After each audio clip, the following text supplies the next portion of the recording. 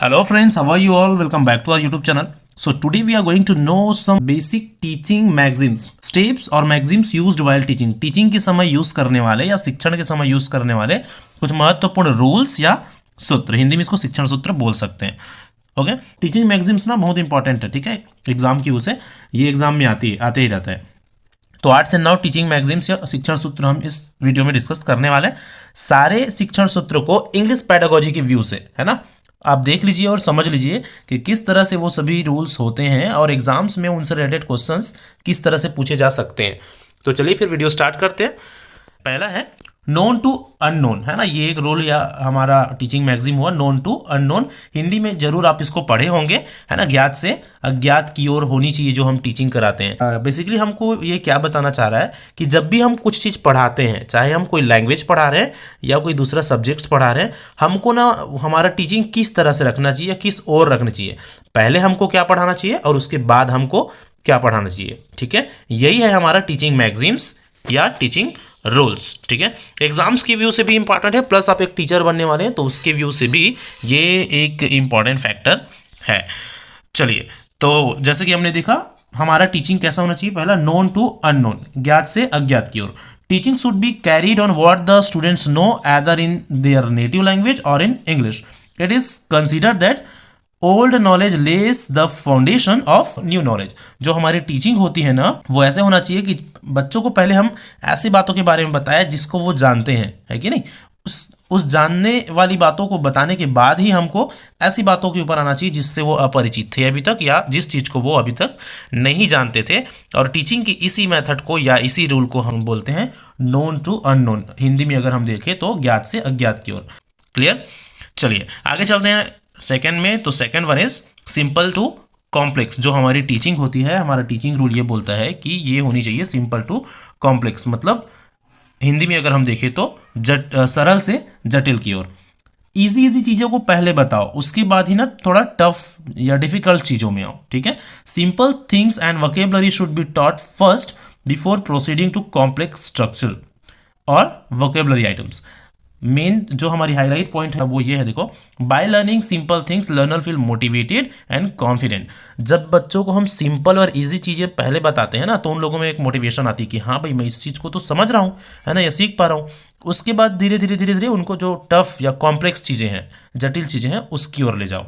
ठीक है, that would certainly help in better understanding in of complex things. तो ये जो मेथड होगी जटिल चीज़ों को सीखने में डेफिनेटली हेल्पफुल होगा.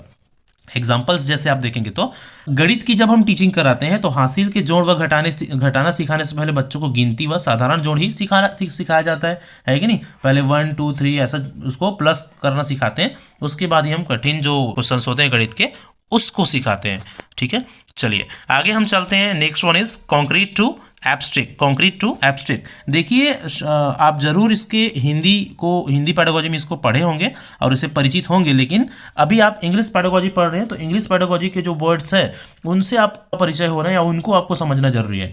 मूर्त से अमूर्त तो आप जानते हैं, लेकिन मूर्त से अमूर्त को इंग्लिश में बोला जाता है कॉन्क्रीट टू एब्स्ट्रैक्ट. अगर ये एग्जाम में आएगा तो अगर इसके मीनिंग्स या इसको आप नहीं समझे रहेंगे तो आप जानने के बाद भी आप इसके सही आंसर नहीं कर पाएंगे. तो जरूरी यह है कि इंग्लिश के टर्म्स को हमको जानना जरूरी है इंग्लिश पेडागोजी के लिए.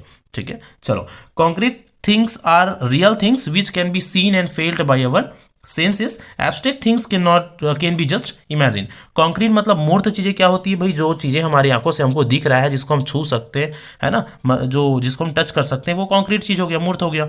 और अमूर्त या एब्स्ट्रैक्ट क्या होती है, जिसको हम सिर्फ इमेजिन कर सकते हैं. ठीक है, teaching done with the help of concrete objects last for a longer period.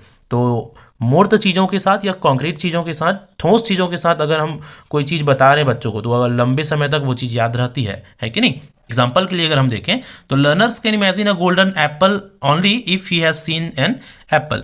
अगर हम बच्चों को एक बताए कि गोल्डन एप्पल के बारे में, सोने की एप्पल, है ना, तो उससे रिलेटेड कोई कहानी सुनाए, तो बच्चे उस गोल्डन एप्पल को तो तभी इमेजिन कर सकते हैं ना जब उसने सही में कोई एप्पल देखा है कि एप्पल कैसे दिखता है. उसने देखा ही नहीं है कि एप्पल कैसे होता है, तो वो उस चीज़ को इमेजिन भी नहीं कर सकता, है कि नहीं.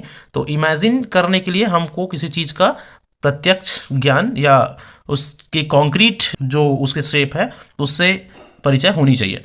ठीक है, तो हमारा जो टीचिंग है, पहले हम क्या बताया बच्चों को, मूर्त चीज़ों को बताए, कॉन्क्रीट चीज़ों को दिखाकर सिखाए। प्राइमरी सेक्शन में जैसे किया भी जाता है कि नहीं, जब भी हम 1 2 3 प्लस माइनस सिखाते हैं तो आजकल 1 2 3 प्लस प्लस माइनस इन सबसे रिलेटेड वो छोटे छोटे उसके टीचिंग एड्स आ गए हैं, है ना, प्लास्टिक के, उससे बच्चों को दिखाया जाता है कि ये 1 है, 2 है, 3 है कि नहीं।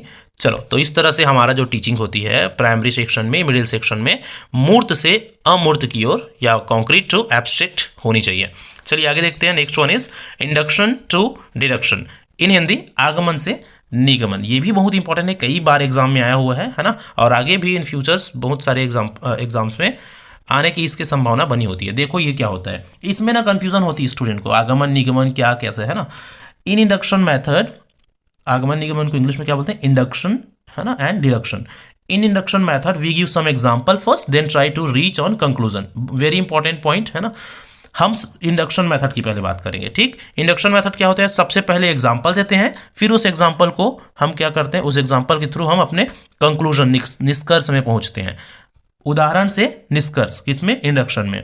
अब डिडक्शन में क्या होता है, first of all a rule is explained, then some examples are given. पहले कोई नियम बताया जाता है, कोई रूल्स बताया जाता है, और रूल्स के बाद क्या किया जाता है, उस रूल्स को उदाहरण के थ्रू समझाया जाता है डिडक्शन मेथड में। इंडक्शन में क्या, पहले उदाहरण और उसके बाद निष्कर्ष। तो ये है दोनों में डिफरेंसेस। तो हमारी टीचिंग कैसा होना चाहिए, इंडक्शन टू डिडक्शन। पहले ये वाला रूल फॉलो करना चाहिए, पहले उदाहरण दो किसी चीज का और उस चीज को फिर निष्कर्ष में लाओ, है ना। उसके बाद ये वाला रूल फॉलो करना चाहिए, नियम से उदाहरण में, ठीक है। चलिए आगे चलते हैं। नेक्स्ट है 5th number, analysis to synthesis. Analysis to synthesis, विश्लेषण से संश्लेषण की ओर। ये भी एक इंपॉर्टेंट फैक्टर है हमारे टीचिंग मैगजीम्स का। क्या पढ़ रहे हैं अभी हम पढ़ रहे हैं टीचिंग मैगजीम्स या शिक्षण सूत्र। ये देखिए, when teaching is done from detailed teaching to summarising we go from analysis to synthesis. जब भी कोई टीचिंग क्या होता है, पहले डिटेल में किसी चीज को बताते हैं या पढ़ाते हैं, और फिर उस डिटेल से ना बच्चों को फिर समराइज करते हैं। जैसे हम कोई चैप्टर पढ़ा रहे हैं, मान के चलो इंग्लिश का, तो इंग्लिश में कोई स्टोरी बता दी है, डिटेल में समझा दी बच्चों को, और उस डिटेल में समझाने के बाद क्या करें, उसका एक आखिरी में उसका समरी भी बता दिया कि इस पूरे चैप्टर में हमने ये चीज़ें पढ़ा। तो इस तरह से हमारा टीचिंग होनी चाहिए, ठीक है।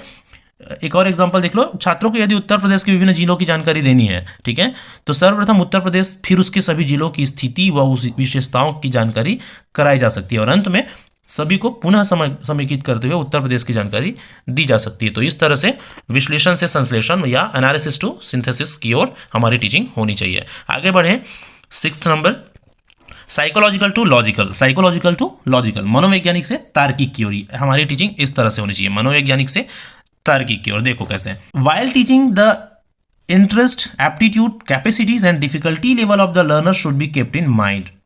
जब भी हम कुछ पढ़ा रहे हैं बच्चों को ना, तो बच्चों की लर्निंग एबिलिटी कि उसमें कितनी क्षमता है सीखने का, उनका इंटरेस्ट कैसा है ना, या उनमें डिफिकल्टी लेवल कैसी है, इन सभी चीज़ों को अपने माइंड में रखनी चाहिए। ये साइकोलॉजिकल अप्रोच होता है। साइकोलॉजिकल अप्रोच का होना बहुत जरूरी है। मैं बता दूं, टीचिंग के लिए एक टीचर को साइकोलॉजिस्टिक अप्रोच अपनानी चाहिए। बच्चों की मनोदशा को समझोगे तभी उनके अकॉर्डिंग आप अपने टीचिंग जो रूल्स है वो बना पाओगे या टीचिंग प्लान बना पाओगे, है कि नहीं।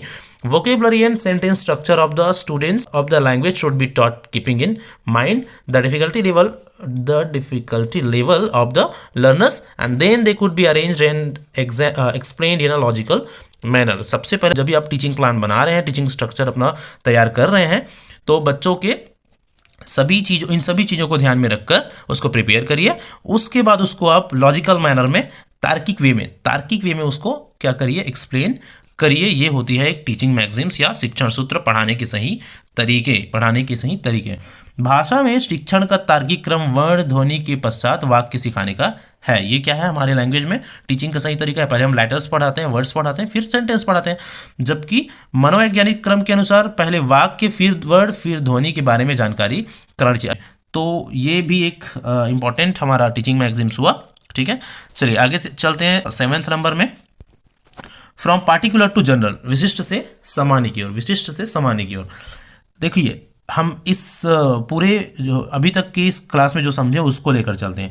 इन दिस आर्टिकल जो भी हमने पढ़ा अभी 6-7 पॉइंट, उसमें you will notice that all the maxims and statements are simplified using examples. आपने देखा कि जितने भी मैगजिम्स है, जितने भी रूल्स है, उसको ना लास्ट में एक एग्जांपल के द्वारा आपको समझाया गया है, सिंप्लीफाई किया गया है। पहले क्या बताया गया, उस मैगजिम्स को, उस नियम को बताया गया, फिर उसको उदाहरण के द्वारा समझाया गया है कि नहीं।